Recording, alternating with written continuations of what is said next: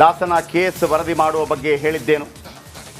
ನಟ ನಟಿಯರ ಅಭಿಪ್ರಾಯದ ಬಗ್ಗೆ ಉಪೇಂದ್ರ ಮಾತು. ರಿಪಬ್ಲಿಕ್ ಕನ್ನಡದೊಂದಿಗೆ ರಿಯಲ್ ಸ್ಟಾರ್ ಸಂದರ್ಶನ. ನಟ ನಟಿಯರ ಅಭಿಪ್ರಾಯದ ಬಗ್ಗೆ ಉಪೇಂದ್ರ ಅವರ ಜೊತೆ ಒಂದು ಎಕ್ಸ್ಕ್ಲೂಸಿವ್ ಮಾತನ್ನು, ಅಂದರೆ ಒಂದು ಇಂಟರ್ವ್ಯೂವನ್ನು ನಮ್ಮ ಕಲೀಗ್ ನಾಗೇಂದ್ರ ಬಾಬು ಮಾಡಿದ್ದಾರೆ. ಈ ಸಂದರ್ಭದಲ್ಲಿ ದರ್ಶನ್ ವಿಚಾರವನ್ನು ಕೇಳಲಾಯಿತು. ಏನು ಹೇಳಿದ್ದಾರೆ ಕೇಳಿಸ್ಕೊಳ್ಳಿ. ಮಾಡ್ತಾನೆ ಇಲ್ಲ, ಏನು ಹೇಳಬೇಕು ಅನ್ಸುತ್ತೆ ನಿಮ್ಗೆ ಹೇಳಿ. ಆ್ಯಕ್ಚುಲಿ ಕೇಳಿದ್ರೆ ನೋವಾಗುವಂಥ ಸಂಗತಿ ಅದು. ಎಲ್ಲರಿಗೂ ಒಂದು ನೋವಾಗಿದೆ, ಎಷ್ಟೋ ಫ್ಯಾನ್ಸ್ಗಳು ನೋವಾಗಿದೆ, ಎಲ್ಲರಿಗೂ ಒಂದು ಬೇಸರದ ಸಂಗತಿ ಅದು. ನೋಡೋಣ, ಅದು ಇನ್ವೆಸ್ಟಿಗೇಷನ್ ಸ್ಟೇಜಲ್ಲಿದೆ, ನೋಡೋಣ ಏನಾಗುತ್ತೆ ಅಂತ. ಇದನ್ನು ನಾವು ಚರ್ಚೆ ಮಾಡ್ತಾನೆ ಇದ್ದೀವಿ, ಮತ್ತೆ ಅದನ್ನು ಚರ್ಚೆ ಮಾಡ್ತಿದ್ದೀವಿ. ಆ್ಯಕ್ಚುಲಿ ನಮಗೆ ಗೊತ್ತಿರೋದು ಇಷ್ಟೇ, ನೀವೇನು ಹೇಳ್ತೀರೋ ಅದನ್ನು ನೋಡ್ತಾ ಇದ್ದೀವಿ ನಾವು, ಅಲ್ವಾ? ನಮಗೆ ಗೊತ್ತಿರೋದು ಇಷ್ಟೇ ಅಲ್ವಾ? ನಮಗೇನು ಗೊತ್ತಿಲ್ಲ, ನೀವೇನು ಹೇಳ್ತಿದ್ದೀರಾ, ಏನಾಗ್ತಿದೆ ಅಂತ. ಅದ್ರ ಮೇಲೆ ನಾನು ಮಾತಾಡಬೇಕು, ಇನ್ನೇನು ಮಾತಾಡೋಕ್ಕೆ ಸಾಧ್ಯ ನಾನು? ಅಲ್ಲ, ಈಗ ಆಗೋದ್ರ ಮೇಲೆ ನಾವು ಏನು ಮಾತಾಡಿದ್ರು ಪ್ರಯೋಜನ ಇಲ್ಲ. ಏನೋ ಒಂದು ಆಗಿದೆ, ಅದು ಗೊತ್ತಿಲ್ಲ ನಮ್ಗೆ, ಏನಾಗಿದೆ ಏನಾಗಿಲ್ಲ ಏನೂ ಗೊತ್ತಿಲ್ಲಲ್ಲ. ಅದು ಇಲ್ಲ ಅಂದರೆ ಯಾಕೆ ಕೋರ್ಟು, ಪೊಲೀಸ್ ಇನ್ವೆಸ್ಟಿಗೇಷನ್ನು, FIRಗಳೆಲ್ಲ ಯಾಕೆ ಬೇಕಾಗಿತ್ತು? ನಾವೇ ಜಡ್ಜ್ಮೆಂಟಲ್ಲಿ ಆಗ್ಬಿಟ್ರೆ ನಾವು ಜಡ್ಜ್ಮೆಂಟಲ್ಲಿ ಆಗುತ್ತಾ ಈ ವಿಷಯ? ಅಲ್ವಾ? ಆಗಲ್ಲ ಅಲ್ವಾ? ಒಂದು ಸಿಸ್ಟಮ್ ಇದೆಯಲ್ವಾ? ಪೊಲೀಸ್ ಇನ್ವೆಸ್ಟಿಗೇಷನ್ ಆಗ್ತಿದೆ, FIR ಆಗ್ತಿದೆ, ಕೋರ್ಟ್ ಇದೆ, ಕೋರ್ಟ್ ಎಲ್ಲವನ್ನೂ ಕೂಲಂಕುಷವಾಗಿ ಪರಿಶೀಲಿಸುತ್ತೆ, ಜಡ್ಜ್ಮೆಂಟ್ ಕೊಡುತ್ತೆ. ಅಲ್ಲಿವರೆಗಾರ ನಾವು ಸಮಾಧಾನವಾಗಿರ್ಬೇಕಲ್ವ? ಅಲ್ಲ, ನೋಡೋಣ, ಅದೇ ಹೇಳಿದ್ದು ನಾನು. We cannot take judgement. Actually ಹಿಂಗೆ ಆಗಿದೆ ಹಂಗೆ ಆಗಿದೆ ಅಂತ ನಮ್ಗೇನು ಗೊತ್ತಿದೆ ಅಂತ ಮಾತಾಡೋದು ಅದ್ರ ಬಗ್ಗೆ. ಮತ್ತೆ ನಾವು we cannot actually one sided ನಾವು ಅದ್ರ ಬಗ್ಗೆ ಮಾತಾಡೋದೇ ತಪ್ಪು. ಫಸ್ಟ್ ಆಫ್ ಆಲ್ ಹೇಳ್ತೀನಿ ಕೇಳಿ, ಅಲ್ವಾ? ನೀವೇನು ನಡೀತಿದೆ ಅದು ಹೇಳ್ಬೋದು, ನೀವು ಮೀಡಿಯಾ ಕರ್ತವ್ಯ, ನೀವು ಹೇಳ್ತೀರ, ನಾನು ಅದ್ರ ಬಗ್ಗೆ ಮಾತಾಡ್ತಿಲ್ಲ.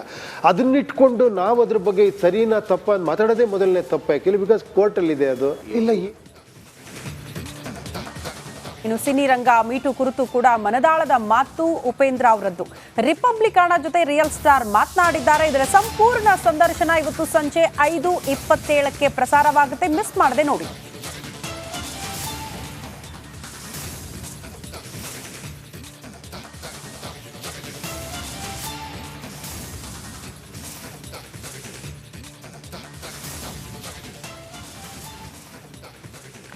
ಓಕೆ, ಇವರು ಯಾರು, ಉಪೇಂದ್ರ ಅವ್ರ ಬಗ್ಗೆ ಒಂದು ಎಕ್ಸ್ಕ್ಲೂಸಿವ್ ಇಂಟರ್ವ್ಯೂ ಮಾಡಿದ್ದೀವಿ, ಸಂದರ್ಶನ ಮಾಡಿದ್ದೀವಿ. 5:27ಕ್ಕೆ, ಸಂಜೆ 5:27ಕ್ಕೆ ಎಲ್ಲ ವಿಚಾರದ ಬಗ್ಗೆ ಮಾತಾಡಿದ್ದಾರೆ. ನಮ್ಮ ಕಲೀಗ್ ನಾಗೇಂದ್ರ ಬಾಬು ಮಾಡಿರುವಂಥ ಸಂದರ್ಶನ 5:27ಕ್ಕೆ ತಪ್ಪದೆ ವೀಕ್ಷಿಸಿ. ಎಲ್ಲ ಪ್ರಶ್ನೆಗಳಿಗೆ ಕೂಡ ಉತ್ತರ ಕೊಟ್ಟಿದ್ದಾರೆ. ದರ್ಶನ ವಿಚಾರಕ್ಕೆ ಪ್ರಶ್ನೆಯನ್ನು ಕೇಳಿದ್ದೀವಿ, ಅದಕ್ಕೆ ಉತ್ತರ ಕೊಟ್ಟಿದ್ದಾರೆ. ಅದಾದ ನಂತರ ಮೀಟು ವಿಚಾರ ಏನಿದೆ ಅದಕ್ಕೆ ಉತ್ತರ ಕೊಟ್ಟಿದ್ದಾರೆ. ಅವರ ಕೆಲವು ಸಿನಿಮಾದ ಬಗ್ಗೆ ಕೂಡ ಮಾತಾಡಿದ್ದಾರೆ. 5:27ಕ್ಕೆ ತಪ್ಪದೆ ವೀಕ್ಷಿಸಿ. ಇನ್ನು ಬಳ್ಳಾರಿ ಜೈಲು ಸೇರಿ ದರ್ಶನ್ ಇವತ್ತಿಗೆ 20 ದಿನ ಹೆಂಡತಿ, ಸಹೋದರ, ಆಪ್ತರು ಎಲ್ಲರನ್ನ ಭೇಟಿ ಮಾಡ್ತಿದ್ದಾರೆ. ಒಬ್ಬೊಬ್ಬರೇ ಬಂದು ಅವ್ರನ್ನ ಭೇಟಿ ಆಗ್ತಿದ್ದಾರೆ. ಆದರೆ ತಾಯಿ ಮೀನಮ್ಮ ಮಾತ್ರ ಮಗನನ್ನ ನೋಡೋದಕ್ಕೆ ಇಲ್ಲಿ ತನಕ ಬಂದೇ ಇಲ್ಲ. ತಾಯಿ ಬರುವಿಕೆಗೆ ಕಾಟೇರ ಕಾಯ್ತಾ ಇದ್ದಾನಂತೆ. ಈ ಕುರಿತ ಒಂದು ವರದಿ ಇದೆ, ಬನ್ನಿ ನೋಡ್ಕೊಂಡು ಬರೋಣ.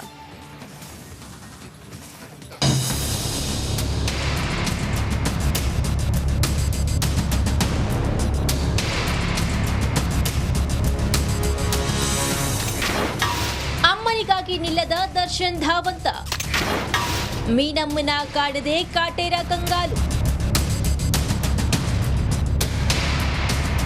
ಕೊಲೆ ಪ್ರಕರಣದಲ್ಲಿ ಪರಪ್ಪನ ಅಗ್ರಹಾರದ ಬಳಿಕ ಬಳ್ಳಾರಿ ಜೈಲಿಗೆ ಶಿಫ್ಟ್ ಆಗಿರುವ ನಟ ದರ್ಶನ್ಗೆ ತಾಯಿ ಹಂಬಲ ಹೆಚ್ಚಾಗಿದೆ. ಜೈಲು ಸೇರಿ 1 ತಿಂಗಳ ಬಳಿಕ ಪರಪ್ಪನ ಅಗ್ರಹಾರದ ಸೆಂಟ್ರಲ್ ಜೈಲಿಗೆ ಬಂದ ದರ್ಶನ್ ತಾಯಿ ಮೀನಮ್ಮ ದರ್ಶನ್ ಬಳ್ಳಾರಿಗೆ ಶಿಫ್ಟ್ ಆದ ಬಳಿಕ ಒಮ್ಮೆಯೂ ಭೇಟಿ ನೀಡಿಲ್ಲ.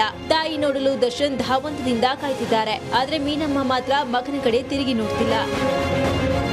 ಬಳ್ಳಾರಿ ಜೈಲು ಸೇರಿ 20 ದಿನ ಆದ್ರೂ ದರ್ಶನ್ ನೋಡಲು ತಾಯಿ ಮೀನಾ ತೂಗುದಿಪ್ಪಂದಿಲ್ಲ. ಅಮ್ಮನನ್ನ ನೋಡ್ಬೇಕು ಎಂದು ದರ್ಶನ್ ಹಂಬಲಿಸುತ್ತಿದ್ದಾರಂತೆ.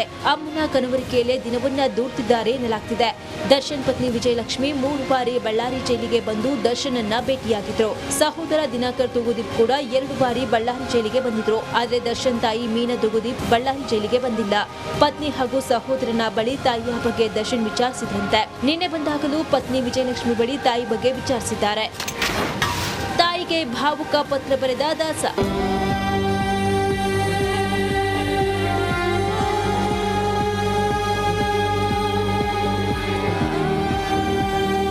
ಕಳೆದ ಬಾರಿ ಮೀನಾ ತೂಗುದೀಪ್ ಬಳ್ಳಾರಿ ಜೈಲಿಗೆ ಮಗನನ್ನ ನೋಡಲು ಬರಬೇಕಿತ್ತು. ಆದ್ರೆ ಕೊನೆ ಕ್ಷಣದಲ್ಲಿ ಬರಲು ಸಾಧ್ಯವಾಗಲಿಲ್ಲ. ನಿನ್ನೆಯೂ ಕೂಡ ಜೈಲಿಗೆ ಬರ್ತಾರೆ ಎನ್ನಲಾಗಿತ್ತು. ನಿನ್ನೆಯೂ ಮೀನಾ ಬಂದಿಲ್ಲ. ಇದೀಗ ಅಮ್ಮನನ್ನ ಕಾಣುವ ದರ್ಶನ್ ಬೇಕೆ ಮತ್ತಷ್ಟು ಹೆಚ್ಚಾಗಿದೆ. ಮುಂದಿನ ಬಾರಿಗೆ ಬರುವಾಗ ಅಮ್ಮನನ್ನು ಕೂಡ ಕರೆದುಕೊಂಡು ಬರುವಂತೆ ಪತ್ನಿ ವಿಜಯಲಕ್ಷ್ಮಿಗೆ ನಟ ದರ್ಶನ್ ಸೂಚಿಸಿದ್ದಾರೆ ಎನ್ನಲಾಗ್ತಿದೆ. ಇದಷ್ಟೇ ಅಲ್ಲದೆ ತಾಯಿ ಬಾರದಿದ್ದಕ್ಕೆ ದರ್ಶನ್ ಪತ್ರವನ್ನು ಕೂಡ ಬರೆದಿದ್ದಾರೆ. ನಿನ್ನೆ ಸೆಲ್ನಿಂದ ಬರುವಾಗ ಪತ್ರ ತಂದ ದಾಸ ಫೋನ್ನಲ್ಲೂ ಮಾತಿಲ್ಲ, ಭೇಟಿಯೂ ಮಾಡ್ತಿಲ್ಲ. ಹೀಗಾಗಿ ಮುನ್ನುಗ್ಗಿರುವ ಮೀನಮ್ಮಗೆ ಭಾವುಕ ಪತ್ರವನ್ನ ಬರೆದು ಪತ್ನಿ ವಿಜಯಲಕ್ಷ್ಮಿ ಕೈಗೆ ಪತ್ರ ಕೊಟ್ಟು ಕಳುಹಿಸಿದ್ದಾರಂತೆ. ಅಮ್ಮನಿಗೆ ಕೊಡು, ಮುಂದಿನ ವಾರ ಬರುವಾಗ ಕರೆದುಕೊಂಡು ಬಾ ಎಂದು ಹೇಳಿದ್ದಾರೆ. ಬಳ್ಳಾರಿಯಿಂದ ರೇಣುಕಾ ಆರಾಧ್ಯ, ರಿಪಬ್ಲಿಕ್ ಕನ್ನಡ. ಮೀನಮ್ಮ ಸುಗದೀಪ ಶ್ರೀನಿವಾಸ್, ಮೀನಮ್ಮ ಅವರು ಒಂಥರ ಭಯಂಕರ ಫ್ಯಾಮಿಲಿ ವಿಮೆನ್. ಅವರು ತಾಯಿ, ಅವರು ಆ ಉದ್ದ ಕೂದಲನ್ನು ಕೂಡ ಕಟ್ ಮಾಡ್ಕೋತಾರೆ. ಬಿಕಾಸ್ ಆಫ್ ಸುಗದೀಪ ಶ್ರೀನಿವಾಸ್ ಅವರಿಗೆ ಉದ್ದ ಕೂದಲು ಇಷ್ಟ ಆಯಿತು, ಅವ್ರು ಇಲ್ಲದೆ ಇದ್ದಾಗ ಯಾಕೆ ಅಂತೇಳಿ. ಆಮೇಲೆ ಅವರು ಇದನ್ನು ಮಾಡೋದೇ ಇಲ್ಲ. ಆಮೇಲೆ ನಾನು ಅನೇಕ ಬಾರಿ ಹೇಳಿದ್ದೆ, ಬಹಳ ದುಃಖದಲ್ಲಿ ಕಷ್ಟ ಬಂದುಬಿಡುತ್ತೆ. ಯಾಕಂದರೆ ಆಗ ವಿಲನ್ಗಳಿಗೇನು ದೊಡ್ಡ ದುಡ್ಡೇನು ಇರಲಿಲ್ಲ, ಆಗ ಸಾಕಬೇಕಲ್ಲ. ಸೊ ಅವರು ಮಕ್ಕಳನ್ನು ಕರ್ಕೊಂಡೋಗಿ ಧರ್ಮಸ್ಥಳದಲ್ಲಿ ನೇತ್ರಾವತಿ ನದಿಗೆ ಮಕ್ಕಳನ್ನು ಹಾಕಿಬಿಟ್ಟು ಸತ್ತೋಗ್ಬಿಡ್ತೀನಿ ಅಂತ ಪ್ಲ್ಯಾನ್ ಮಾಡ್ತಾರಂತೆ. ಅದಷ್ಟಾಗುವಾಗ ವೀರೇಂದ್ರ ಹೆಗಡೆ ಅವರನ್ನ ಭೇಟಿ ಆಗ್ತಾರಂತೆ.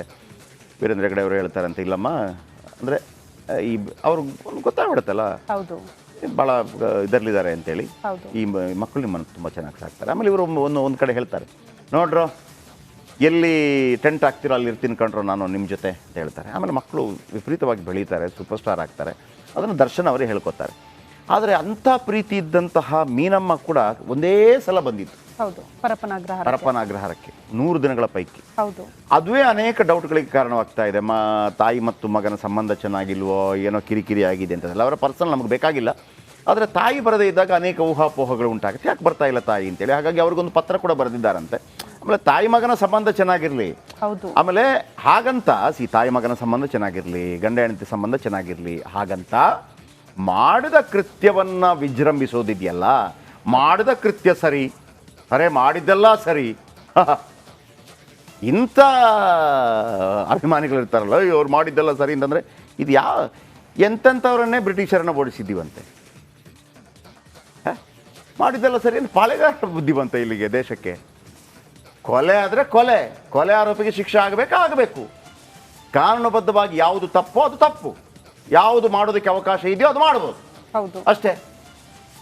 ನೆಕ್ಸ್ಟ್, ಶಾಸಕ ಮುನಿರತ್ನಗೆ ಜೈಲಿನಿಂದ ಮುಕ್ತಿ ಸಿಗುತ್ತಾ ಅನ್ನೋದು ಪ್ರಶ್ನೆ. ಇವತ್ತು ಮುನಿರತ್ನ ಜಾಮೀನು ಅರ್ಜಿ ವಿಚಾರಣೆ ಇದೆ. ಜನಪ್ರತಿನಿಧಿಗಳ ವಿಶೇಷ ನ್ಯಾಯಾಲಯದಲ್ಲಿ ವಿಚಾರಣೆ ನಡೆಯಲಿದೆ. ಜಾಮೀನು ಅರ್ಜಿಗೆ ಆಕ್ಷೇಪಣೆ ಸಲ್ಲಿಸೋದಕ್ಕೆ ಪೊಲೀಸರು ಕೂಡ ಮುಂದಾಗಿದ್ದಾರೆ. ಜಾತಿ ನಿಂದನೆ ಬೆದರಿಕೆ ಕೇಸ್ನಲ್ಲಿ ಅರೆಸ್ಟ್ ಆಗಿದ್ದಾರೆ ಶಾಸಕ. ಆಕ್ಷೇಪಣೆ ಸಲ್ಲಿಸೋದಕ್ಕೆ ಅವಕಾಶ ಸಿಕ್ಕಿರೋದು. ನಿನ್ನೆ ಜಾಮೀನು ಅರ್ಜಿ ನಡಿಬೇಕಾಗಿತ್ತು, ಬಟ್ ಆಕ್ಷೇಪಣೆ ಸಲ್ಲಿಸೋದಕ್ಕೆ ಅವಕಾಶ ಕೇಳಿದ್ದಾರೆ ಪೊಲೀಸರು. ಹಾಗಾಗಿ ಇವತ್ತು ಆಕ್ಷೇಪಣೆ ಸಲ್ಲಿಕೆ ಕೂಡ ಆಗುತ್ತೆ. ಅಟ್ರಾಸಿಟಿ ಕೇಸ್ ಮುಳುವಾಗಿದೆ ಶಾಸಕ ಮುನಿರತ್ನ ಅವರಿಗೆ. ಸಾಮಾನ್ಯವಾಗಿ ಅಟ್ರಾಸಿಟಿ ಕೇಸ್ಗೆ ಸಂಬಂಧಪಟ್ಟಂತೆ ಏನಾದರೂ ಸಾಬೀತಾದರೆ ಶಿಕ್ಷೆ ಪ್ರಮಾಣ ಗಮನಿಸಿದ್ರೆ 5 ವರ್ಷ ಜೈಲು ಶಿಕ್ಷೆ. ಇಲ್ಲಿ FSLಗೆ ಅವರ ಧ್ವನಿ ಪರೀಕ್ಷೆ ಏನು ಮಾಡಲಾಗಿದೆ, ಅದರ ಸ್ಯಾಂಪಲ್ ಅನ್ನು ಕಳಿಸಲಾಗಿದೆ.